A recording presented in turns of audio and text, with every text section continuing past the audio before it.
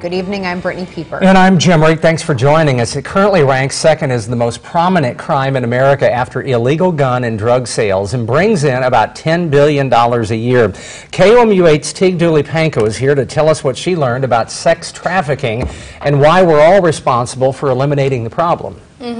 From 2008 to 2012, there were 125 trafficking cases reported by the Cole County Prosecuting Attorney's Office in western and central Missouri. According to the Department of Justice, St. Louis is on the list of the top 20 cities for human trafficking. I spoke with a survivor of sex trafficking who says the crime happens much more than we may think.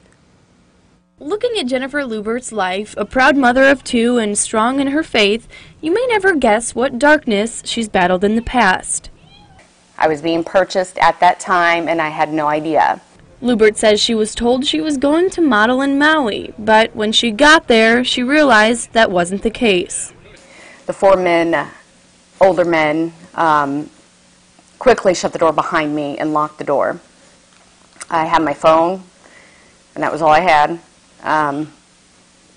One gentleman took my purse and went that way, and one took my phone and went that way, and there were two older men in front of me, and I was instantly given a shot. Still to this day, I don't know what I was drugged with the 3 days that I was there. She didn't know until many years later, but she now believes she was a victim of sex trafficking, which happens more than we may think in mid-Missouri. Cited as the fastest growing crime worldwide. And it can take on many forms. What it might look to us is someone just choosing to engage in prostitution, and in fact it's someone who's being controlled.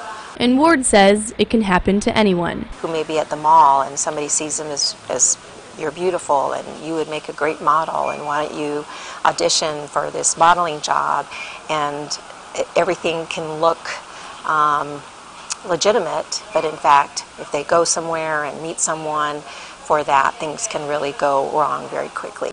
There's one place making it even easier for traffickers to find their next target. That's the internet. According to the United Nations office, it's estimated that 76% of transactions for sex with underage girls start on the internet. The internet is the sole source of how people are finding other people. TRACY Perkins is a detective for the Boone County Sheriff's Department and Cyber Crimes Task Force. She said sex trafficking in mid-Missouri is a real issue. I think it's more common that it's happening just because people are becoming more greedier and they know that that's a mass production line, because the more girls you have, the more money you're going to get. Ward said the only way this will ever end is if the community gains awareness and takes responsibility. The culture of objectification and the culture of over-sexualizing girls and women, that's all part of creating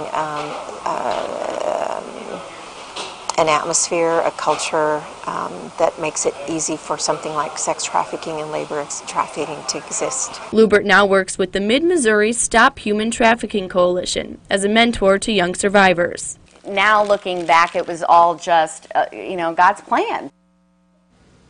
The National Human Trafficking Resource Center offers a list of clues that could indicate a person is being trafficked.